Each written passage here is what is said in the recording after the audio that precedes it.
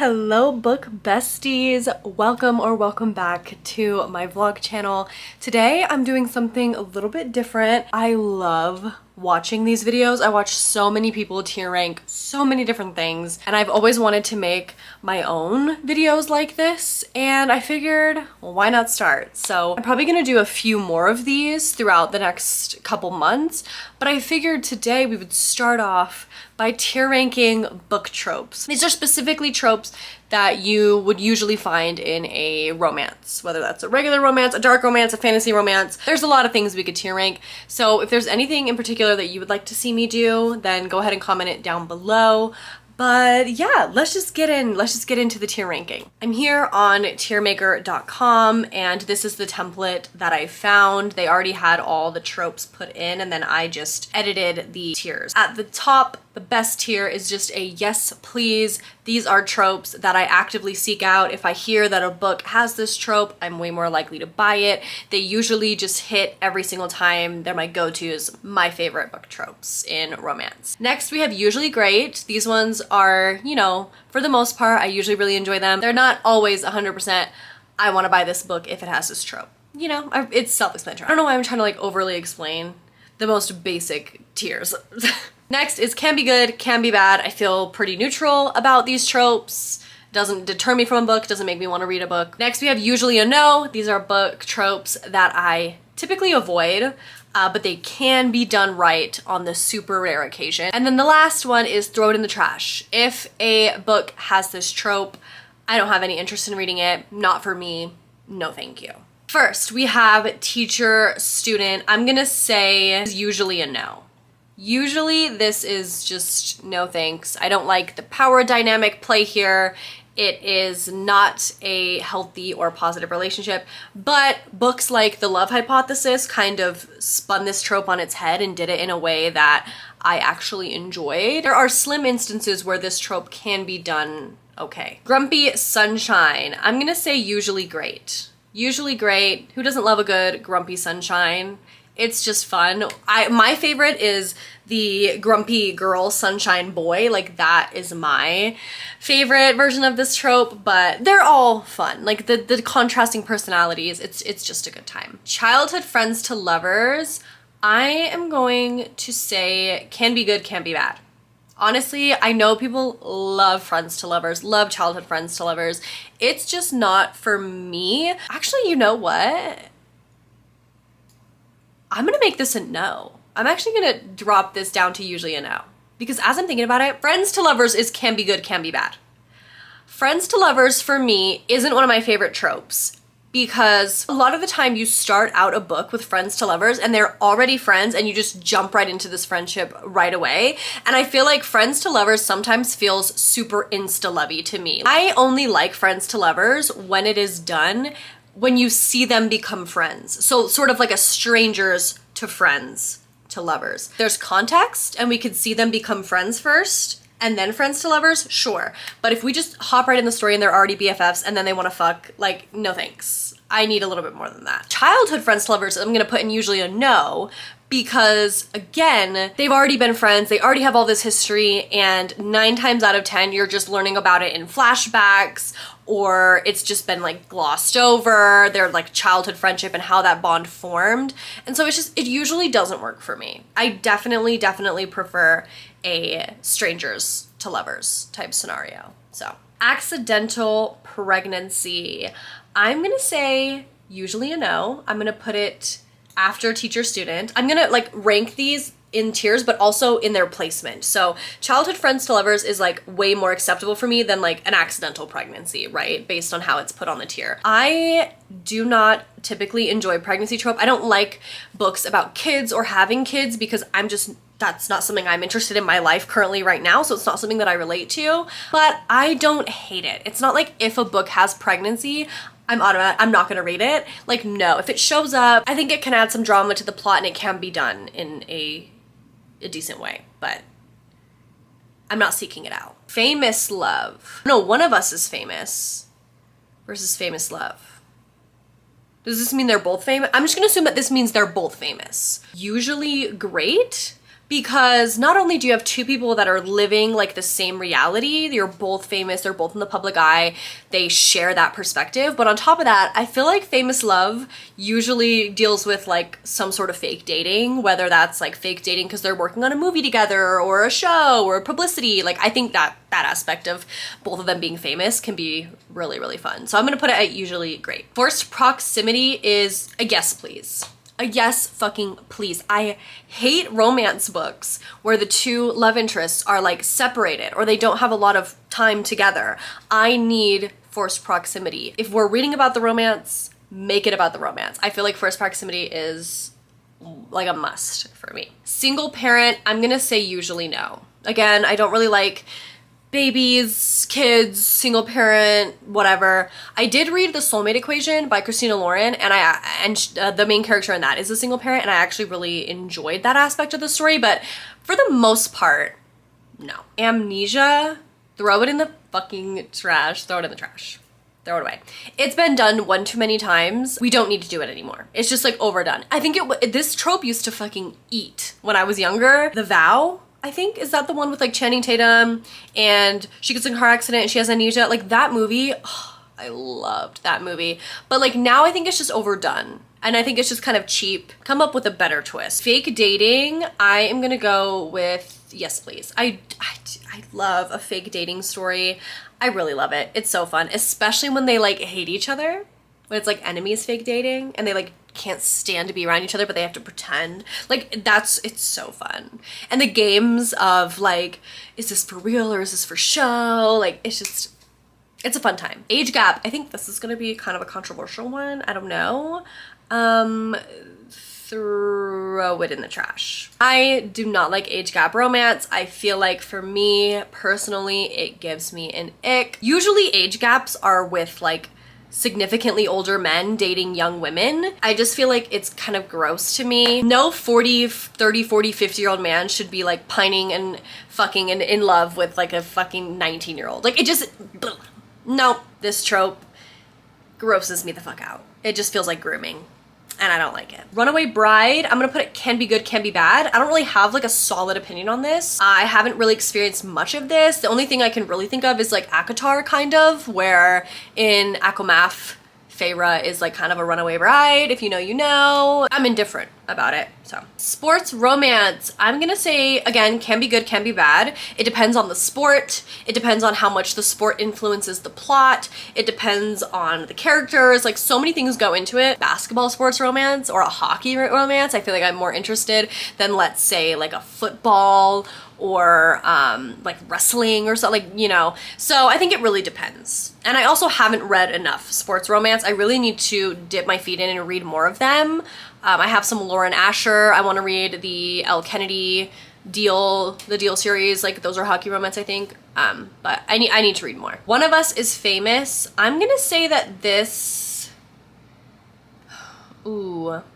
this is conflicting because like I used to be a huge Justin Bieber fanfic lover back in the day, like JustinBieberFanfiction.com. I lived on that website. I used to write stories on that website, and I always loved like the fan fictions about like you being like in the crowd and the celebrity like seeing you and taking you backstage and you're just this normal girl, and it like that was so fun, and I loved that when I was younger. I recently read a book with this trope, One of Us is Famous, and I actually hated it. Like I hated the power imbalance, and it was just kind of strange. So now I'm kind of confused. So I guess I'm just gonna put it as can be good, can be bad.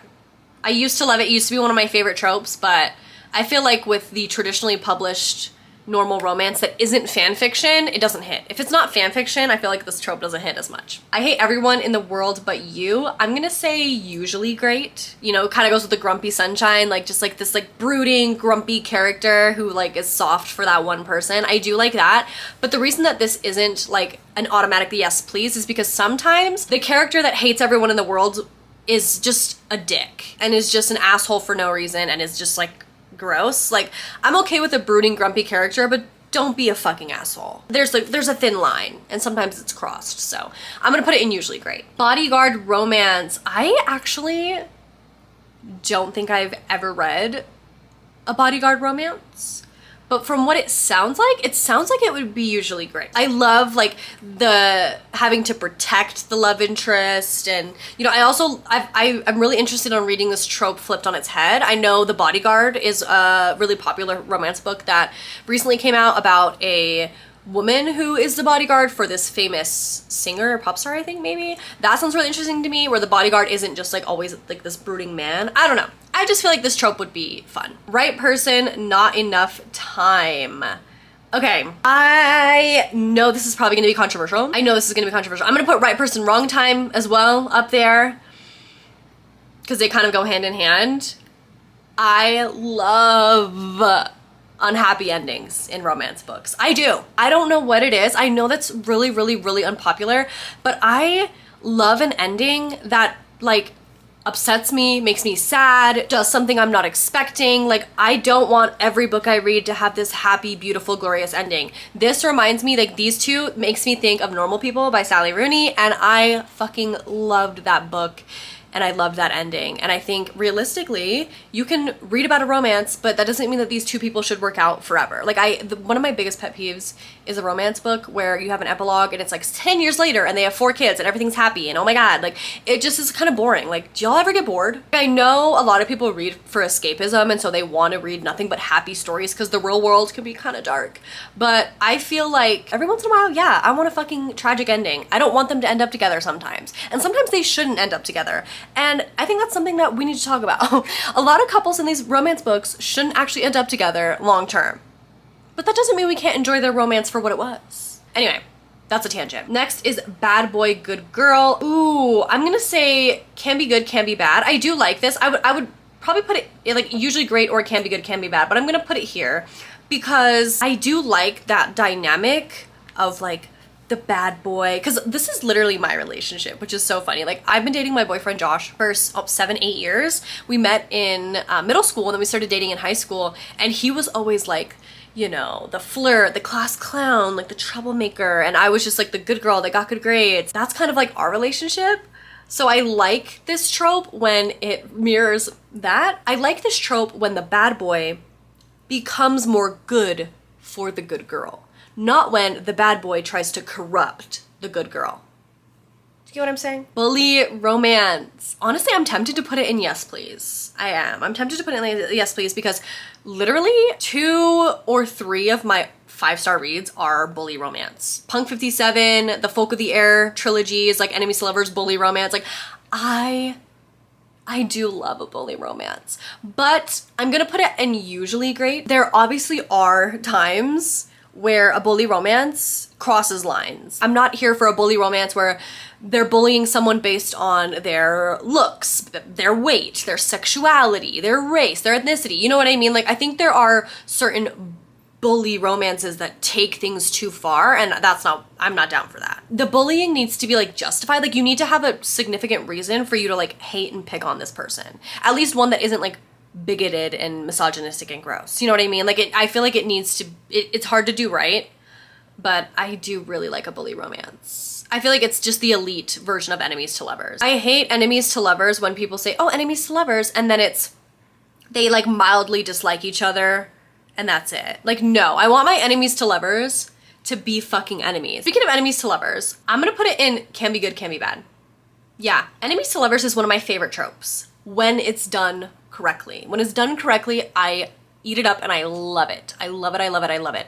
But I would say like 80% of the enemies to lovers books that I read don't do it correctly. It just hits so much better when it's a slow burn, when they actually have valid reasons to hate each other and you slowly watch that transition, you know? Enemies to lovers, I feel like for me, only has really worked, if I'm being honest, in fantasy romance. Something about the fantasy world and the higher stakes make enemies to lovers so good in fantasy romance. But in like regular romance, it usually flops for me. Brother's best friend. I'm gonna say usually no. I'm the oldest sibling in my family, so I was never like, I never had like an older brother and his friends. Like that was never something that I related to in my life. All of my brother's friends were much younger than me and annoying. You know what I mean? So I feel like if you had an older brother who had like friends, like hot friends, whatever, like you like this trope. I feel like that's something I notice. But I typically don't like this trope because usually it leads to the brother like being angry and having this weird like claim, like, how dare you like my sister, you freaking weird. Like I think of ugly love when I think of this trope, and I just hated that dynamic. Like it was just, it gives me an ick. Like I would be so annoyed if me as a grown-ass woman, like my brother was like trying to police who I was dating. Like no, I don't like that. Good boy, bad girl. I'm gonna say yes, please. Yes, please. Love a good boy, bad girl trope. Bad boy, good girl can be done right, but flipping it on its head is just so much better. I love like a puppy dog, happy, you know, golden retriever boy, and like the bad girl. Like I just think it's just so fun. Mafia romance. I'm gonna say I've only read one. I've only read one actual mafia romance. The Brutal Prince, I think is what it's called, by Sophie Lark. And I like didn't love it, but I didn't hate it. It was very like it was like a neutral experience for me. I think I'm gonna put this in usually a no. The reason I haven't delved much into mafia romances is because I feel like a lot of it's like rooted in misogyny, like arranged marriages, and it's just all these macho mafia men like doing whatever, and the women are like pawns. There's one thing I cannot read in a book. It is blatant misogyny or sexism. I just can't do it. I already have to deal with misogyny every day in my life, so why would I choose to read about it, you know? But not every mafia book is like that, so that's why I'm not gonna put it in the trash. I'm just gonna put it here. Friends with benefits to lovers. I'm gonna say usually great. Usually great. I do love a friends with benefits to lovers situation. The one book that's making me not put it in the top tier is Ugly Love. I think this is fun. Like I love when the sexual attraction comes first and then like they work on their romantic attraction like later. Like I just think it's like it's interesting. So Secret Billionaire. I'm gonna say can be good, can be bad. I don't know. Like a billionaire is kind of crazy though. Like a millionaire maybe, but a billionaire, that's a little bit excessive. I mean, it's fiction, so whatever. We don't need to be concerned with like ethical billionaires in our romance books, I guess. Is it something I'm like attracted to, like a billionaire romance? No, not necessarily. I feel like billionaire romances, there's like no stakes because they have so much money that they can just kind of do whatever the fuck they want. I do love like rich people problem books, but when one person's rich and the other one's not, I feel like that's such a power imbalance in a relationship that it might not work for me. While that is kind of #goals, I just don't think it's a healthy relationship, you know? Anyway, I'm overanalyzing this. Next we have Forbidden Love. I'm gonna say yes, please. Unless it's an age gap. Like an age gap Forbidden Love, no thank you. No thanks. But like otherwise, Forbidden Love, like when they are from opposite sides of the world, when they're in opposing gangs, when their families hate each other. I'm currently reading An Ember in the Ashes by Saba Tahir, and he's like a soldier for this empire and she's a slave who's like a spy, and so it's like forbidden that they could ever be together. Like it would never work out. Like I love that. I love that. When the forbidden circumstances are actually like well thought out. Yes, yes, yes, yes, yes. The only thing that's a no is age gap. But since that's its own separate thing, I'm gonna put it top tier. Strangers to lovers, yes. Probably best trope, honestly. I just feel like it works the best. There's less complications. It's the most consistent of all the blank to lovers tropes. It's just good. Soulmate. I'm gonna say usually great. Like I love like a fated mates, you know, sort of like the ACOTAR fantasy, like they were like destined to be together. Like this trope I feel like works really well in fantasy. A regular suburban romance, I don't really know. Like I don't think I'd care for it all that much. Because it's so good in fantasy, I'm gonna put it in usually great. One bed trope. I'm gonna say it can be good, can be bad. I know this is probably controversial, but I feel like a lot of the one bed trope books that I've read been kind of like disappointing.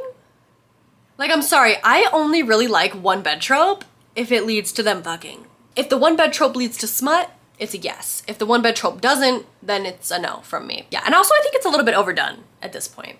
So we'll put it in the middle. Arranged marriage, I'm gonna say usually a no. I'm actually gonna shift some of these, yeah. Whatever it is, it's usually like a man marrying off his daughter to another random man. And I don't fuck with that. I don't fuck with that. But there are rare cases where I think this is done well, which is like marriage of convenience, where two people consent and agree to marry each other for a convenient goal, a purpose. I'm thinking of like Wall of Winnipeg and Me by Mariana Small. I've actually never even read that book, but I just know that that's a trope in it, like marriage of convenience. So marriage of convenience, yes. Arranged marriage where like dad marries off daughter to some random, no.